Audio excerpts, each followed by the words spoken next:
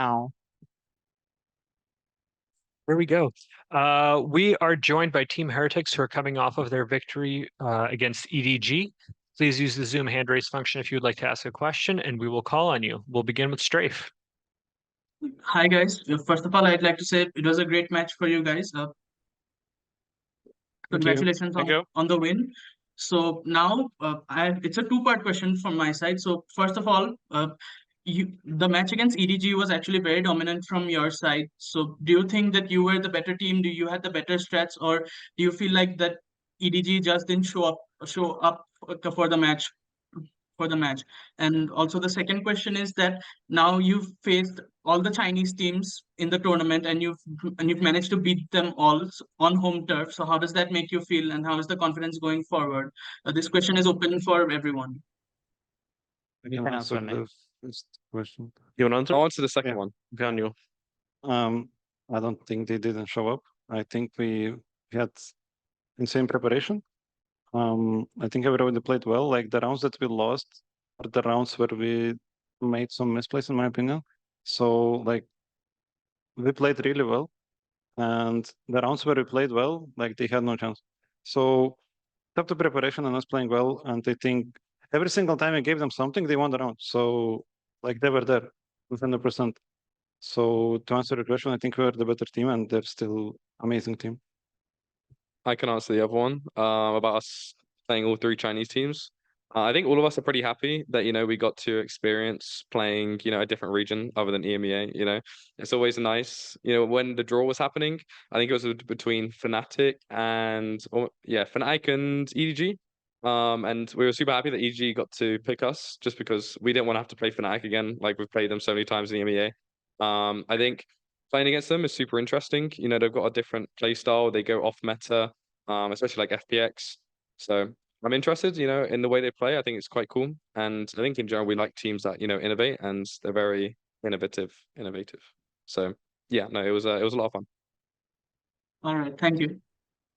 Thank you. Thank you. We'll go next to Sports Kita. Yes. First of all, congratulations on the win today. My question is this. It's like somewhat similar to the second part of the previous question, and it's to you, Benji Fishy. So you faced all the three Chinese teams now. Yet today's series was the one where you looked the most dominant yet. So do you think the matches against FPX and DRG sort of contributed towards achieving such a landslide victory today? Yeah, 100%. I mean, before our game against DRG, we had one day of practice. And I think, as the tournament went on, we've become, just better. And, since we qualified to playoffs, we got a few days off, where we prepared. And I think that's why we were so dominant in this game. We had time to prepare, which we didn't have, against really DRG or FPX. I think if we were more prepared against DRG and FPX, we would have had an easier time. But yeah, I think, now that we've had time, I think we kind of showed how good we actually can be. Thank you. Thank you. Thanks. We'll go back to Strafe for the next question. So this question is for the coach. So your next match is against G2, and G2 managed to upset PRX today. Like they were on the underdogs and Novas, and they clearly upset PRX. So what are your expectations going into that matchup? And do you feel confident that you'll be able to beat G2 in that match? Yeah, I think we've mentioned it a little bit before, but I think we felt quite obviously like when we played them before, we played really well on Lotus.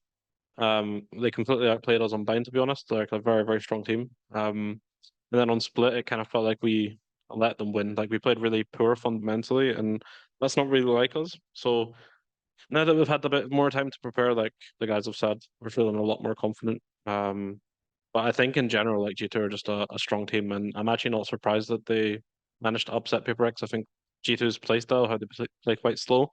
They've got the players and they've got the kind of playstyle to capitalize on PaperX's aggression. So yeah, like I mean, again, PaperX are an incredible team, and I think a lot of people expected them to win. So the fact that G2 beat them is impressive. But yeah, I think everyone's really excited just to show a better version of ourselves than what we did the last time we played G2. So yeah, we're happy. All right, thank you. Thank you. We'll go to Pedro Romero next. Hey guys, likewise, congrats on the W, progressing to the upper bracket semis. Great job on that. I got a question for anyone to ask more so. As we all know, Miniboo's not in with you guys in Shanghai, but he is supporting you guys in spirit. And of course, I'm sure you know that he's been kind of co-streaming, observing your games, and just supporting you guys. I just want to know, like, how have you viewed, his support and his presence in spirit, and just having to continue playing, continue competing, while also doing it in a way that you're doing it for him as well, on top of just doing it to win. Yes, you should answer. Yeah.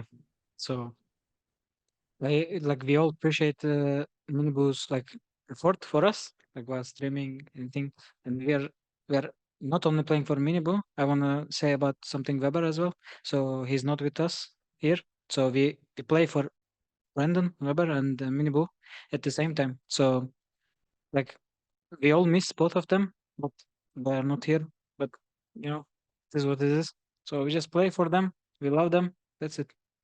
I also add one thing to that as well. Like what Inessa said is very true that we're playing for Miniboo, for Weber, but also like in my opinion for Patty. Like I'm so happy that Patty gets the chance to show himself on the bigger stage again. And the way he performed in the last couple of games has been like absolutely incredible. So that was another big thing about getting Patty back. Like it was to show everyone what he can do. And like I don't know, bro. If he doesn't get a chance in a tier 1 team now, like I don't know what's going on.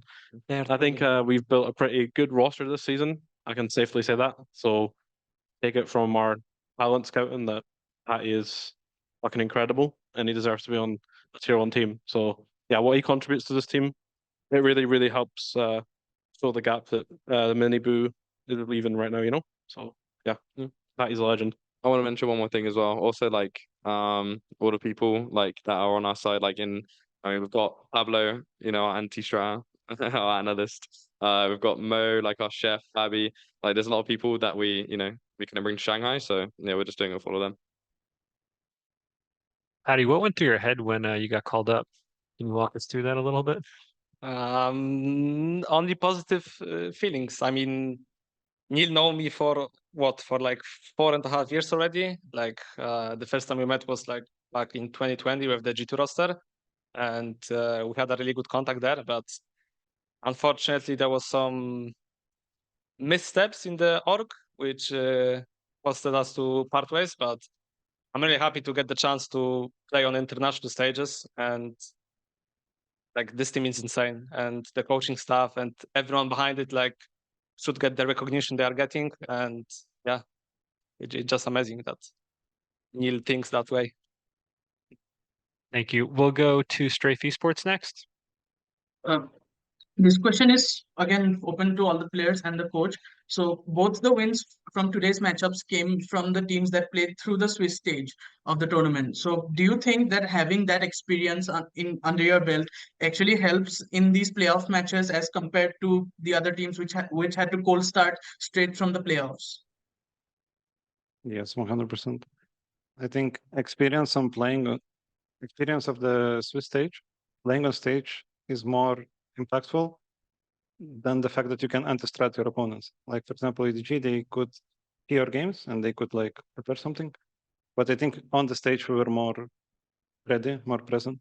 So I think it's better than being the number 1 seed from the region. All right. Thank you very much, and all the best for your upcoming matchup. Thank you. Thank you. And we'll take the last question from remote media from Pedro. Another question again to the rest, to everyone who would like to answer. Of course, looking at the team's trajectory earlier on in the year, you guys weren't able to win a single match in Madrid, but now you guys are top 6 at the very least, winning against all of China and also impressing everyone in the process. When you compare how the team performed from that stage to now, what do you think was the biggest difference that just sparked everything to go right? There you go. Okay. So basically in Masters Madrid, I'm not gonna lie, we had a really, really strong opponents, which is Sentinels and Paper Rex.